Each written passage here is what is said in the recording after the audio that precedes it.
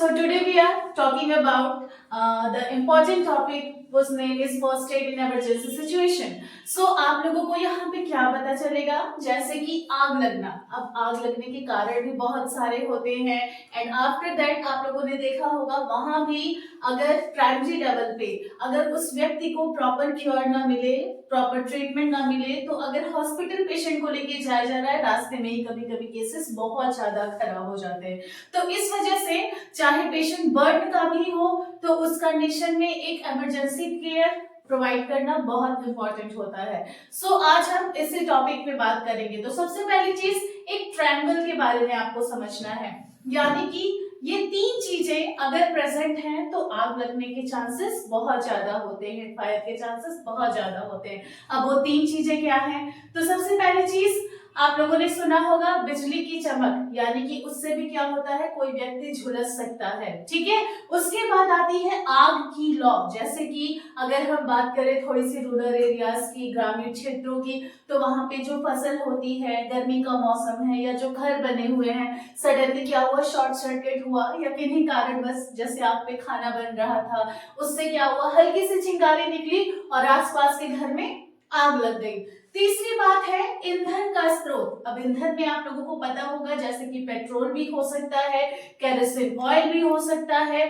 तो ये चीजें क्या है, हवा है, कपड़ा है, लकड़ी है, ये सब कुछ क्या है, आग लगाने में एक इंपॉर्टेंट रोल प्ले करता है. तो स्पेशली आपको इन तीन चीजों के बारे में याद रखना है, यानी कि एक ट्रायंगल याद रखना है. अगर इन तीनों में से किसी एक चीज को हटा दिया गया तो आग लगने के चांसेस जो है वो क्या हो जाते हैं, कम हो जाते हैं. ओके.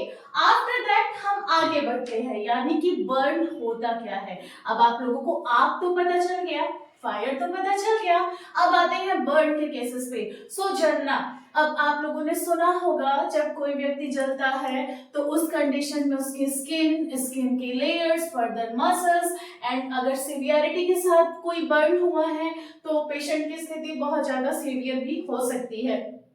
तो उसी को यहाँ बताया गया है कि शरीर की त्वचा या अन्य जो भी टिश्यूज हैं, ऊतक हैं, ठीक है, गर्मी या रसायन या बिजली की चोट की वजह से अगर किन्हीं कारणवश आग लगी तो क्या हो रहा है, रप्चर हो रहा है. ओके. अब इसमें एक इंपॉर्टेंट पॉइंट आप सभी को पता होना चाहिए, यानी कि जो बर्न है, ठीक है, अब उसके कुछ फर्दर टाइप्स होते हैं. इन टाइप्स के बारे में आप सभी को पता होना चाहिए. क्यों? क्योंकि आप लोग अगर हॉस्पिटल्स में जाते हैं, ऐसे केसेस देखे होंगे तो वहां बताया जाता है फर्स्ट डिग्री बर्न है या फिर सेकेंड डिग्री बर्न है या फिर थर्ड डिग्री बर्न है. तो इन तीनों में डिफरेंसेस क्या होते हैं, हम कैसे इसको डिफरेंशिएट करेंगे कि ये फर्स्ट डिग्री बर्न है, आफ्टर दैट सेकेंड है और थर्ड है.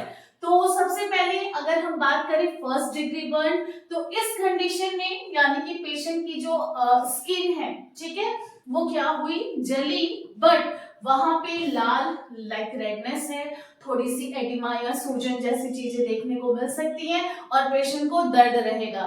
ठीक है. In case of second degree burn अगर हम बात करें यहाँ पे, तो वो पर्टिकुलर जो पेशेंट है उसकी जो स्किन है वहां पे छाले पड़ेंगे. ठीक है. तो यहाँ पे मेंशन है कि त्वचा पे क्या है, छाले पड़ेंगे. ठीक है. ब्लिस्टर्स के फॉर्मेशन हो जाएंगे और ऐसा नहीं करना है कि जो ब्लिस्टर्स फॉर्म हुए हैं उसको तुरंत क्या किए, लाइक फोड़ दिया गया, और जाने जाने को ऐसा करता है तो यानी कि इन्फेक्शन के चांसेस और बढ़ सकते हैं. उसके साथ साथ जो सेकेंड डिग्री बर्न होता है, इस केस में पेशेंट को सीवियरिटी के साथ पेन होता है. ठीक है. तो इस पॉइंट को जरूर से याद रखना है. आफ्टर दैट हम आगे बढ़ते हैं, यानी कि बात करते हैं थर्ड डिग्री बर्न की. तो in case of third degree burn यहाँ पे जो फर्दर हमारी मसल्स हैं, नर्व्स हैं, वो भी क्या है, सीवियरिटी के साथ बर्न हो गई है.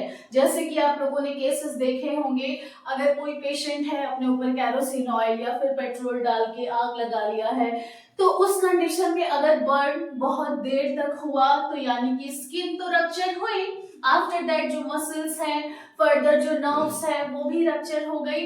तो ये क्या है, थर्ड डिग्री बर्न है. इस केस में पेशेंट को बहुत ज्यादा पेन की लाइक अनुभूति नहीं होगी, एहसास नहीं होगा. क्यों?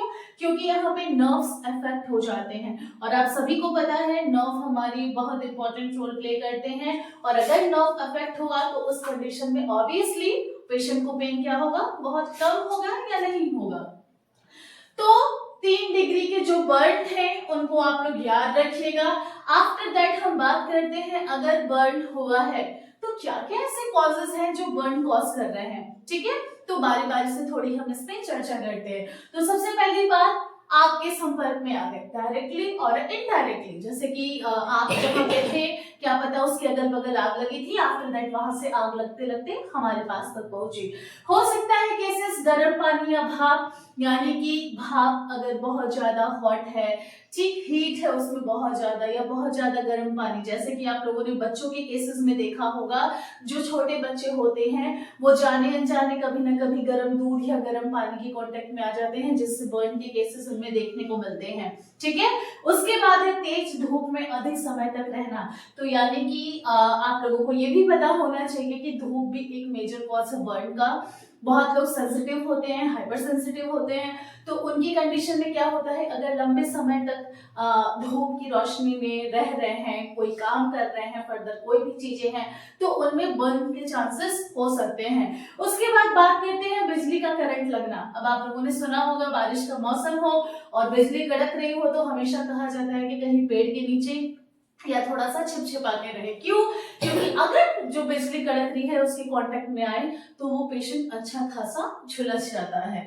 उसके बाद रसायनों से जलना, यानी कि केमिकल बर्न। तो केमिकल, अब आप सभी को पता होगा बहुत सारे केमिकल्स हैं जो लैब में भी यूज होते हैं। आफ्टर दैट कुछ केमिकल्स डायरेक्टली इनडायरेक्टली हम घर में भी यूज करते हैं, और अगर गलती से हम उसके कांटेक्ट में आ गए तो वो भी एक बर्न का चांस बन सकता है। सो फाइनली आप लोगों ने यहाँ पे बर्न के कॉजेस देख लिए। Okay, thank you everyone.